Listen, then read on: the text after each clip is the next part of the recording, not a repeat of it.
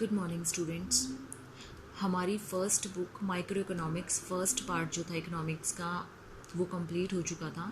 मैंने आपको first day ही बताई थी कि आपकी जो इकोनॉमिक्स की बुक है वो आपकी दो पार्ट्स में डिवाइड है।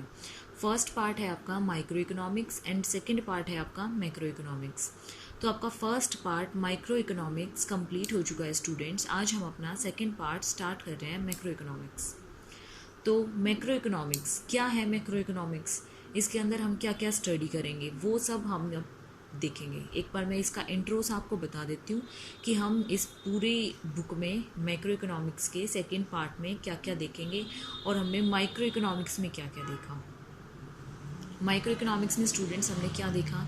हमने डिमांड देखी, अपनी सप्लाई देखी, हमने प्राइजेस कैसे होते हैं हमने वो देखा, और हमने ये देखा कि कॉस्ट कैसे हम मेज़र करते हैं, ये सब कुछ हमने देखा। लेकिन हम अब ने किस चीज़ के रिगार्डिंग देखा? हमने सिर्फ एक इंडिविजुअल के रिगार्डिंग देखा उसको, मतलब एक पर्सन के अकॉर्डिंग देखा। ठीक है, कि अगर एक पर्सन इतने चीज़ों को ख़रीदता है तो उसका प्राइस ये होगा, अगर कोई पर्सन ये करता है तो उसका प्राइस ये होगा, अगर डिमांड इतनी है तो सप्लाई इतनी होगी, अगर सप्लाई इतनी है तो डिमांड इतनी होगी, सप्लाई इतनी है तो प्राइस ऐसे होगा, प्राइस इतना है तो डिमांड इतनी होगी। इस टाइप से हमने ये सब कुछ स्टडी किया। लेकिन अब हम अपनी किसके बारे में स्टडी करेंगे? अपनी मैक्रो इकोनॉमिक्स के बारे में स्टडी करेंगे। मैक्रो इकोनॉमिक्स जो है वो क्या हमें शो करती है? मैक्रो, आपने जैसे फ़ोन में सिम डलती है, micro SIM, macro SIM. Micro SIM क्या होती है? जो बिल्कुल छोटी होती है, ठीक है। और मैक्रो सिम क्या होती है? जो एक बड़े पार्ट पे होती है, ठीक है। वो होती है आपकी मैक्रो। बोलते हैं ना कि मैक्रो होल, मैक्रो का मतलब होता है होल, मतलब पूरा का पूरा, कुल, टोटल। ठीक है स्टूडेंट्स, अब इसमें हम क्या देखते हैं? इसमें हम ये देखते हैं कि हमारी कुल आय, कुल रोजगार, कुल हमारी डिमांड, कुल सप्लाई, कुल आय, जो हमारी नेशनल इनकम है, बैंक भी तो हमारे कुल में ही आते हैं ना। टोटल ऑल ओवर इकोनॉमी को बैंक शो करते हैं। हमारी मनी मॉनेटरी टर्म्स में भी हम किस में शो करते हैं? अपने इकोनॉमिक्स में होल को शो करते हैं।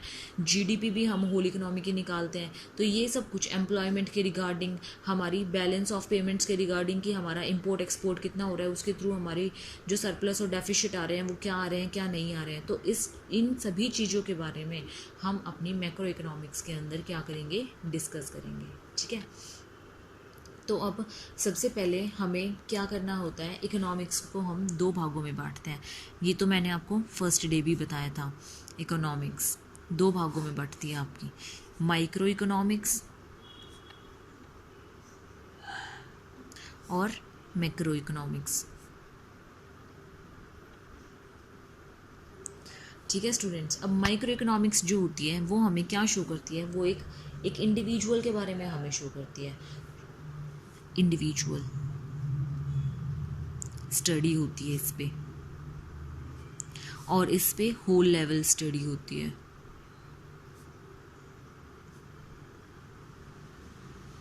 ठीक है स्टूडेंट्स, इसमें जो है वो सभी पूरे होल वर्ल्ड को देखा जाता है, पूरे देश को देखा जाता है, उस चीज़ के रिगार्डिंग पे हम कुछ रिजल्ट निकालते हैं। और इसमें किस में देखा जाता है? किसको देखा जाता है? एक व्यक्तिगत रूप से एक इंसान की कीमत, मतलब वो क्या डिमांड कर रहा है, उसके अकॉर्डिंग उसकी कीमत क्या होगी, क्या नहीं होगी, उसको देखा जाता है। एक इंडिविजुअल लेवल पे हम स्टडी करते हैं। ठीक है, तो अब ये जो मैक्रो इकोनॉमिक्स है, मैक्रो इकोनॉमिक्स में डिफरेंट क्या आए थे? इकोनॉमिस्ट आए थे।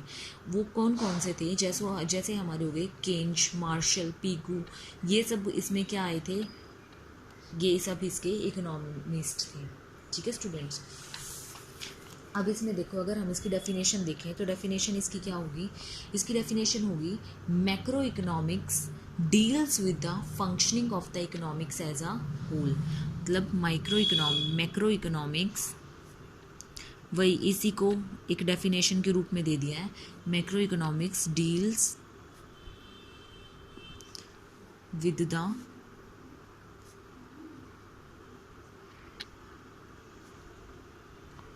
macroeconomics deals with the functioning of the economy as a whole।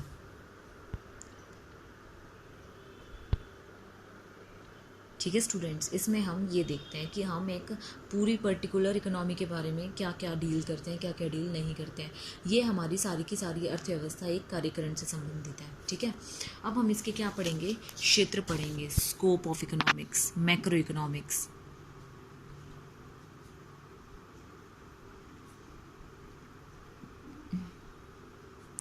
Scope of macro economics, तो हमारे कौन कौन से स्कोप है वो, फर्स्ट स्कोप है हमारा theory of national income.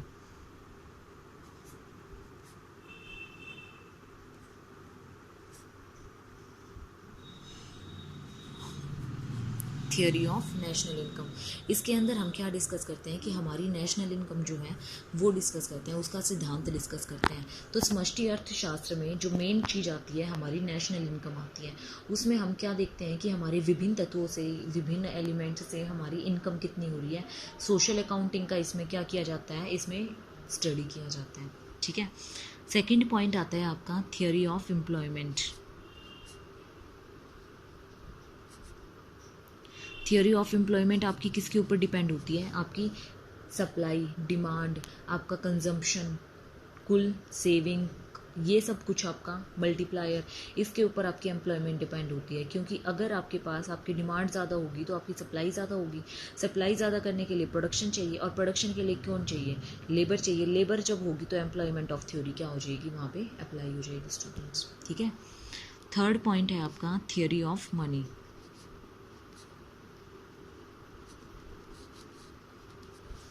Theory of money के अंदर हम क्या डिस्कस करते हैं, थियरी ऑफ मनी के अंदर हम ये डिस्कस करते हैं कि हमारी रोजगार के स्तर पर, मतलब हमारी एम्प्लॉयमेंट के लेवल पर जो भी हमारी डिमांड और सप्लाई में जो भी चेंज आता है उससे क्या पड़ता है, बहुत ज़्यादा इफेक्ट पड़ता है हमारी डिमांड और सप्लाई पे। जब इतना ज़्यादा इफेक्ट पड़ता है हमारी डिमांड एंड सप्लाई पे, तो इससे संबंधित डिफरेंट हम प्रिंसिपल्स को स्टडी करते हैं। यहाँ पे हम जितनी भी हैं अपनी फाइनेंशियल जो संस्थाएँ हैं ना, उनको सबको स्टडी किया जाता है। ठीक है स्टूडेंट्स, अगला पॉइंट है हमारा fourth point theory of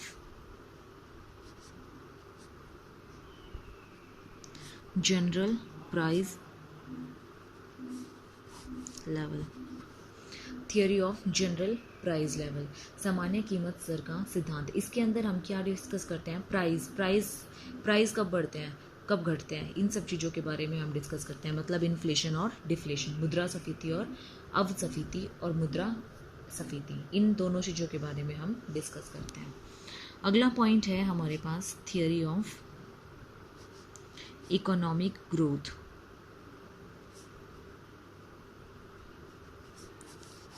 theory of economic growth क्या है कि इसके अंदर जो भी हमारे वास्तविक आय में जो भी प्रॉब्लम्स आ रही हैं, उन सारी की सारी प्रॉब्लम्स को क्या किया जाए, सॉल्व किया जाए, ताकि हमारी इकोनॉमी में क्या हो सके, डेवलपमेंट हो सके, जिससे हमारी इकोनॉमी में ग्रोथ आ सके।